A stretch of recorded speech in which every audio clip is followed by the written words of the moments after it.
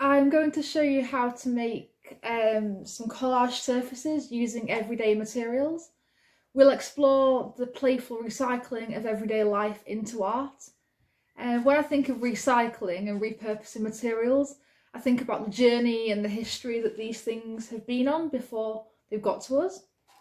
I've been collecting packaging to combine and construct surfaces and actively helping the environment by recycling.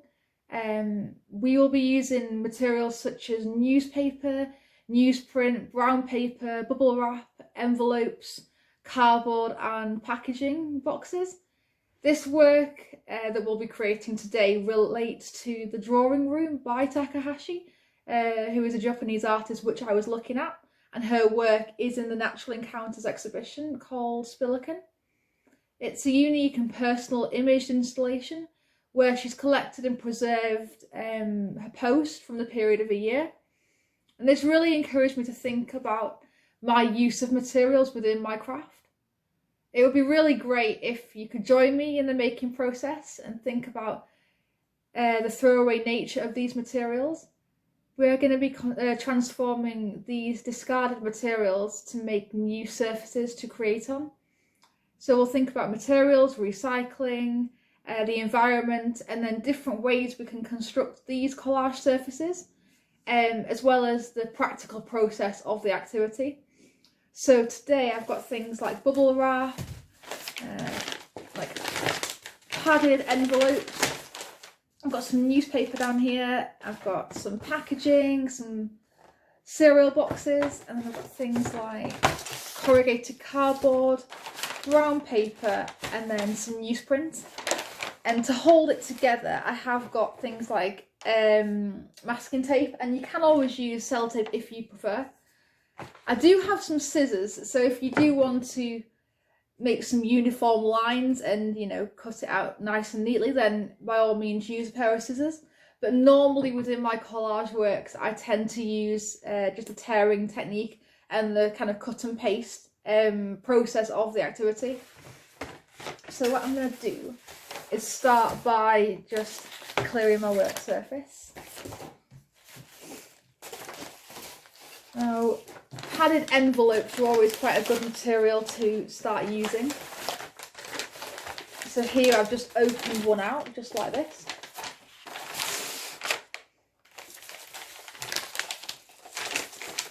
And I think with this one I'm also going to use my cereal box. So what I normally do is just get some scissors and just trim up the side of the box. And then what you can do is cut these flaps off if you prefer, but I think it just adds to the domestic kind of material and again links more to the purpose of it being a cereal box. So I think I'm going to choose to leave my flaps on here. However, I am going to cut the centre just so I can spread the cereal box around the collage, if you know what I mean. So here we're just creating collage surfaces using different materials and putting them in different places. So again, you'll have a very different mix of surfaces to work on. And within my practice, it's normally a case of experimenting with scale. So sometimes making large scale pieces. So here I really want you to think about scale and different positions that you can put these materials in. And again, just use whatever you've got to hand. So any materials that you can collect, any surfaces and things that you can use, then please do think about that as well. So here I've just started by taping up my padded envelope with my cereal box, or my cereal box packaging bit. And I've also got a hair dye box as well that I can use. So again, I'm just going to cut up the side just to open out the material. Now when you see all these materials put together in one big surface or one artwork, then it really gets me thinking about the relationship that these materials have with each other as well as the environment. And obviously with this video being part of the Leeds Art Gallery exhibition with natural encounters. Really think about the environment and where these different materials have come from. So here I'm just tearing up some newspaper that I just collected.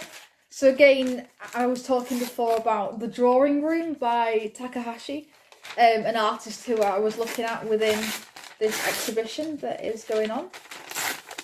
And she used lots of different materials to create an image installation within a space where the audience could walk in, and then it was a mix of her personal kind of documents that were collaged onto this surface, and again creating a very immersive, I think, experience. I haven't seen the work physically, but it was a real insight into her life, I think, when I zoomed up close to all the different documents that she'd included. There was a lot of junk mail and a lot of personal letters and everything. So yeah, if you've got the chance, then maybe have a look at some of her work as well.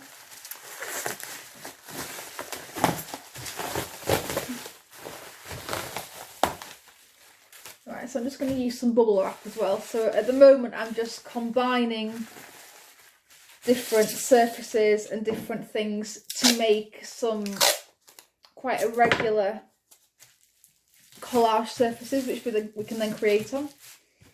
Now this is the first of a series of 2 videos which will show you how to make different surfaces and then some mark making, which we will be doing in the next video. Here I'm just using masking tape as a really easy way to apply these different surfaces, different materials together. So again, I'm just adding some newspaper onto the edge of this here. And then it's always a good idea to use some more tape just to reinforce those materials, just so they're not as flimsy and flapping around as you would think. Now I'm also going to use my other cereal box, so I'm just going to place that a little bit higher than the bubble wrap, I think. So here we're creating very much an irregular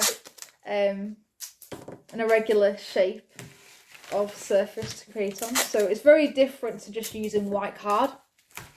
So if I can show you what I've just done so far, I've just done something like this, something nice and easy, where we've got one padded envelope opened out and some packaging and some bubble wrap and newspaper.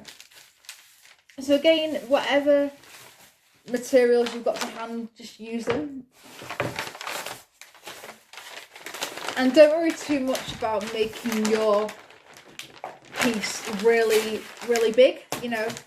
Just think more about the materials that you're using. So again, I am just tearing my materials up just to add to the texture of the work as well, and the experimental aspect of the piece. And I think tearing makes it look really kind of DIY and quite experimental as well. So that is why I've opted to tear my materials up. And the masking tape will not get seen when we start creating on in the next video. So don't worry about the tape being shown as the final thing. Just going to add some more there. So I'll just use some brown paper, which is again a really nice material to use. And I'm going to get some more of this newspaper just to put into the corner here. Now I'm not going to make my works too big. But I think in this video I will do about 2 or 3 surfaces, just to show you how to do it and what things you can use.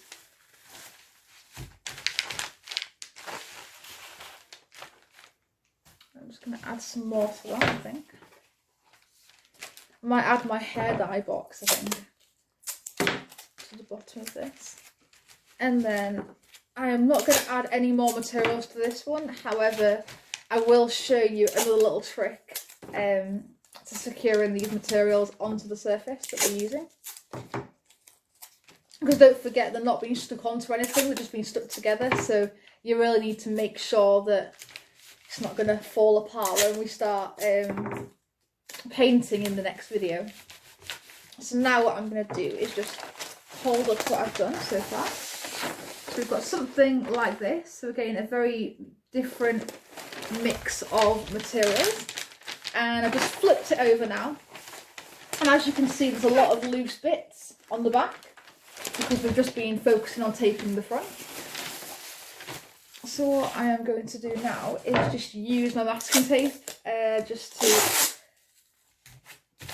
simply secure each material together as much as I can, just to make sure that it doesn't come apart.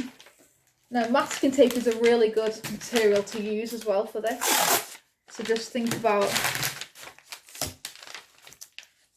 what materials you can use and again what order or what relationship you want them to have with each other. So by that I mean just where they're positioned on all together as one piece.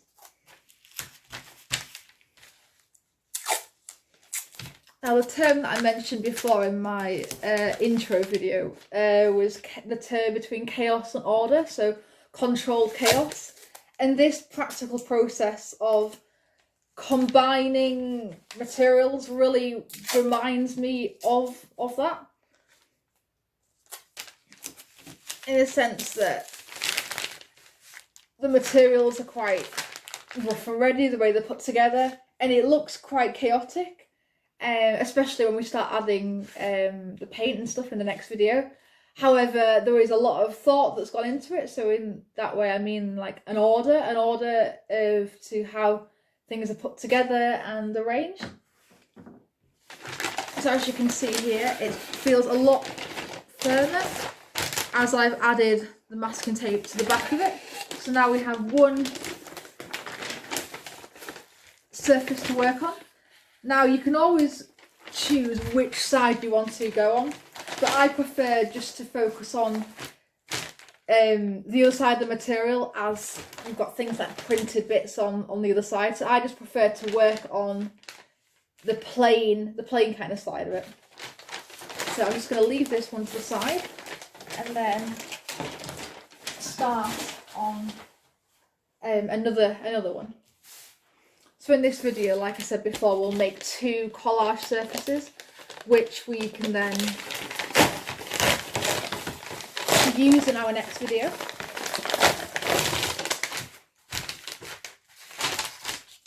Now, this is a really great craft to do at home. It's fit for any age group, and it just really gets you thinking about materials and processes, and again actively recycling and transforming everyday objects and things into art. So it's very playful, very playful, and that is really what I want to get out of these. I want you to all think about being creative and just being playful with these materials. So again, they've been on a journey and they've got some sort of connection with the natural world. So what is your connection with these materials? So I really want you to think about your relationship with the objects and things that you're using. So it's very much about the process for me. Now I've just added some corrugated cardboard onto the padded envelope. So again, another surface to work on. And I'm just going to experiment now, I think, with some more of this newspaper. So I've just got some bigger pieces that I can just tear up and tear apart. And I've got one big full page that I can just stick on.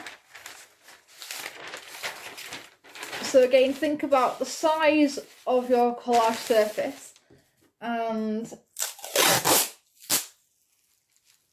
I guess, the orientation. So is it going to be landscape? Is it going to be portrait?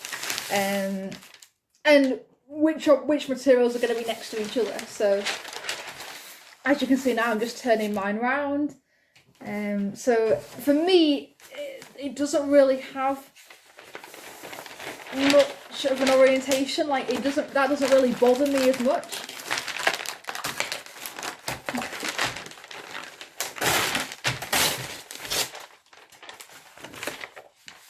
I do tend to work a lot in landscape, but again, the orientation isn't really key to things that I've been looking at, which is quite interesting actually. Now for me, it's more about the experience, the process, and this feels very, very DIY. You know, it's an activity that you can all do at home. You know, I'm in my living room now, just using the table, doing some stuff. But it's an activity that you can do in any space. So again, think about your relationship to space as well as the natural world, but your relationship to different areas, whether that's a domestic environment, whether that's being outside. Think about your relationship to space when you're creating this, and your experience as well. And my practice is very much about the process of making and getting creative. So again, just bear that in mind. I'm just going to use another padded envelope, I think. I'm just going to open it out.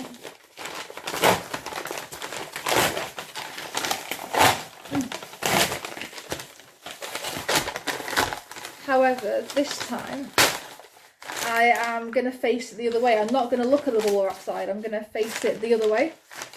So I quite like the smooth texture of this as well, of this material.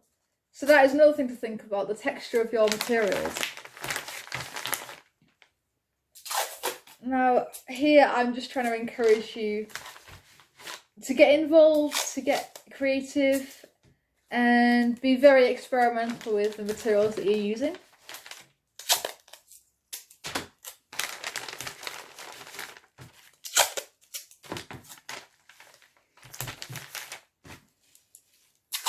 Just keep securing your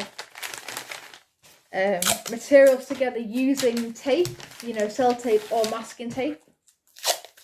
I do prefer masking tape though, it's easier to create over, and it's just nice and easy to just tear apart as well, which is good. And I'm going to add one more bit at the top, I think, possibly some corrugated cardboard. I might add something there.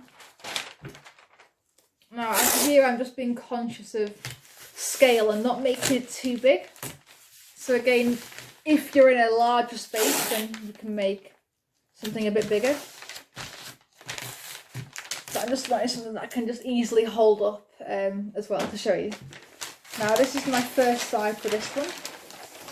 So I've got a lot of cardboard on here, I've got some padded envelopes, and I've got some newspaper at the bottom. So again, I'm just going to flip it over and then get my tape again. And then just tape as much of the material as you can together, just to make it more, you know, firm.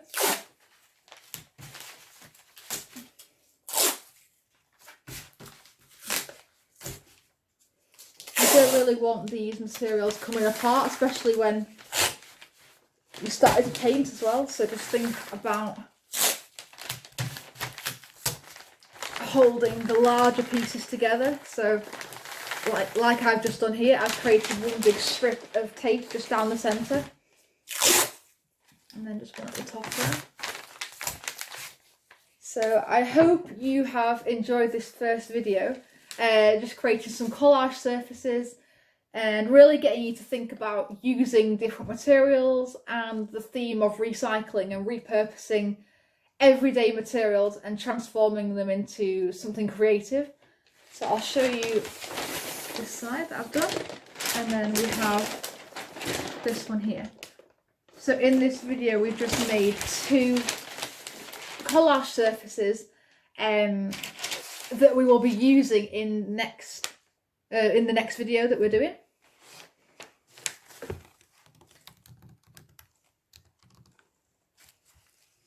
So please join me in the next video where we'll be getting creative with objects and paints and creating some mark making things on these surfaces. So thank you very much for joining me, and I will see you in the next video.